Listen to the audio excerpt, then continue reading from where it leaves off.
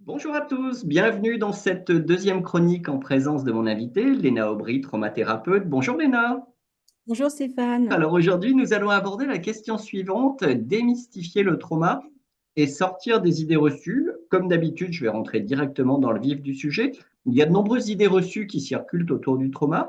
Selon votre expérience et votre approche, quelles sont les misconceptions les plus courantes et potentiellement les plus nuisibles concernant les traumatismes? Alors, l'une des idées reçues les plus tenaces et aussi les plus nuisibles, c'est la croyance qu'il suffirait de vouloir aller mieux pour aller mieux. Voilà.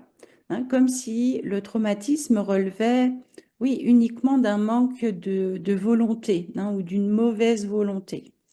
Donc, cette vision-là, oui, elle est très ancrée, hein, dans des approches simplistes qui nie complètement en fait les mécanismes profonds qui s'enracinent dans notre système nerveux, notre mémoire corporelle, et puis aussi nos schémas relationnels inconscients.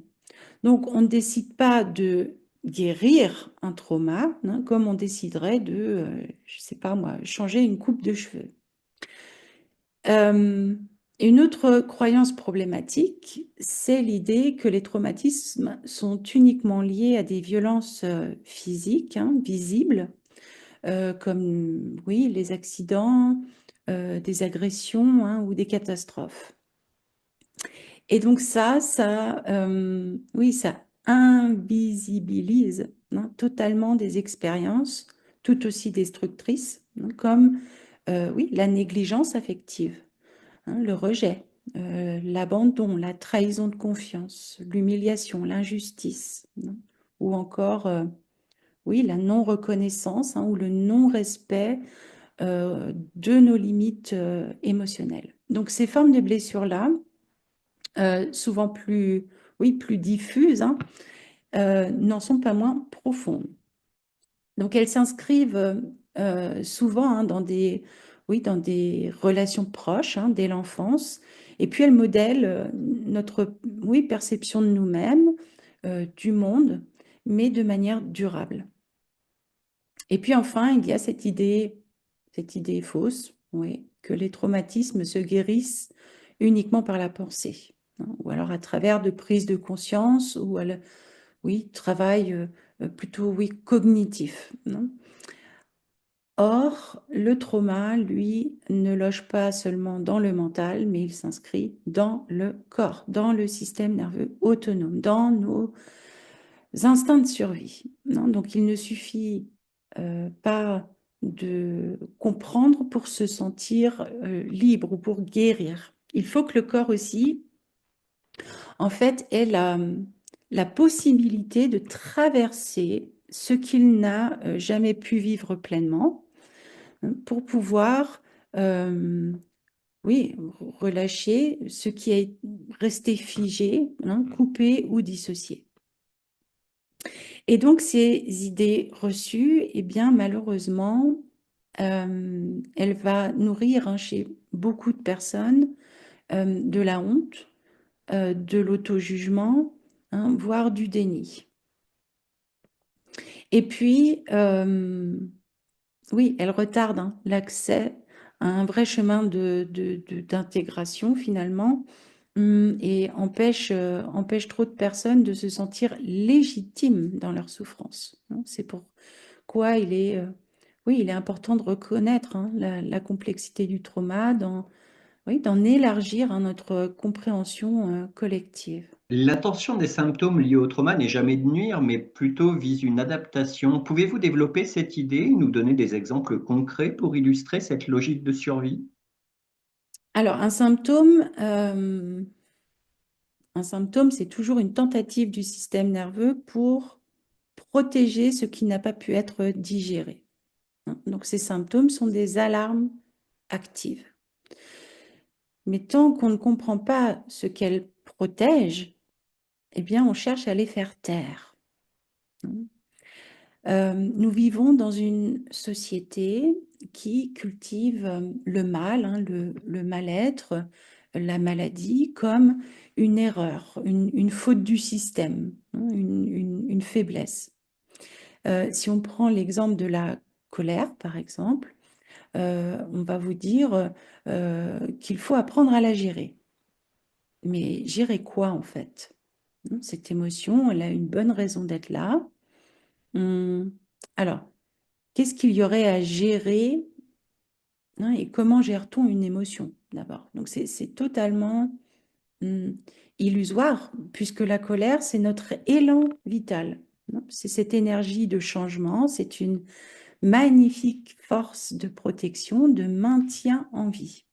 Il n'y a donc absolument rien à gérer au niveau de l'émotion. Ce n'est pas la colère qui nous nuit, mais tout ce qu'on a appris à faire pour ne pas la sentir, justement. La ravaler, la retourner contre soi, euh, l'exprimer de façon explosive, non, faute d'avoir pu la reconnaître à temps. Donc, ce n'est pas l'émotion en elle-même, hein, qui est destructrice, c'est son étouffement, sa distorsion, oui, sa non-écoute.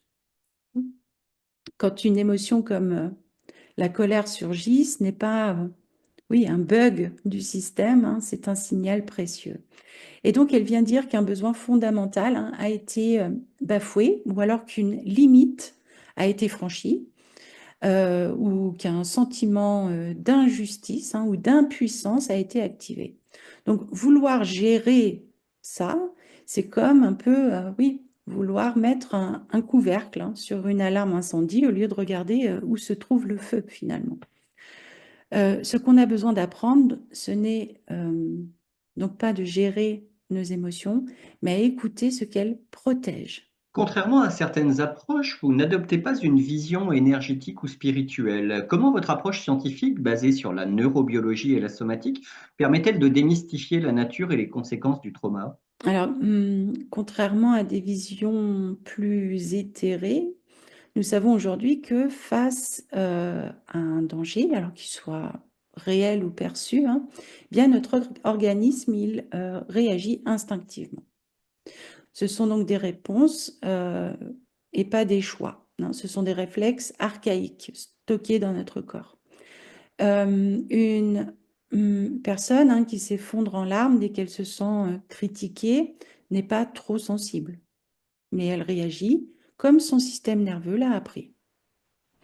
Tout comme une personne qui peut avoir peur oui, de s'engager, hein, dès qu'une relation devient peut-être sérieuse, elle ne s'auto-sabote pas, non, mais elle lutte contre une intrusion qu'elle perçoit inconsciemment comme dangereuse, car son système, oui, n'a jamais intégré en fait de sécurité qu'il peut y avoir dans le lien. Donc, une approche énergétique, un soin énergétique ou une approche spirituelle ne peut pas désactiver à elle seule ses réflexes de survie. Non pas parce qu'elle serait inefficace, mais parce qu'elle agit sur un autre plan, un plan symbolique, émotionnel ou intentionnel, mais sans passer par le système nerveux autonome, là où se logent les traces du traumatisme. L'équation que vous proposez, alors je vais rentrer dans le détail, selon vous, perception vulnérable de soi et du monde égale figure d'attachement, égale familier, égale vérité, égale sécurité, peut surprendre. Comment cette équation nous aide-t-elle à comprendre pourquoi nous pouvons rester bloqués dans des schémas post-traumatiques et surtout comment s'en défaire? Cette équation peut en effet sembler étrange, mais elle résume un mécanisme central du traumatisme, puisque quand on grandit avec l'idée, hein, alors souvent implicite, que le monde est imprévisible et dangereux, que l'amour est conditionnel ou que l'on n'a pas de valeur, eh bien, ça devient une norme intérieure. Donc, ce qui est familier, même si c'est douloureux, est vécu comme plus sécurisant finalement que l'inconnu. Et c'est ce qui explique, hein, qu'on reproduit donc inconsciemment certaines relations, certains environnements. Un exemple que je rencontre très souvent, celui de personnes qui tombent régulièrement sur des partenaires froids, distants, euh, peu présents émotionnellement. Elles en souffrent, mais elles restent. Pourquoi? Eh bien, parce que enfant, un de leurs parents ou une figure d'attachement était elle aussi distante. Voilà, c'est normal pour elles, c'est leur point de référence affectif. Donc, l'intégration ici consiste à mettre en lumière oui, cette mécanique invisible, ce que je crois être la vérité. Donc, ça pourrait être je ne mérite pas mieux, est en réalité un souvenir émotionnel, une perception blessée de soi-même. Et tant qu'on n'en prend pas conscience, eh bien, euh, oui, on confond familiarité et sécurité. Merci Léna Aubry. Rendez-vous la semaine prochaine pour une troisième chronique au cours de laquelle nous évoquerons cette fois comment accepter sa vulnérabilité, le clé d'une sécurité intérieure. À Merci bientôt. Stéphane, à bientôt.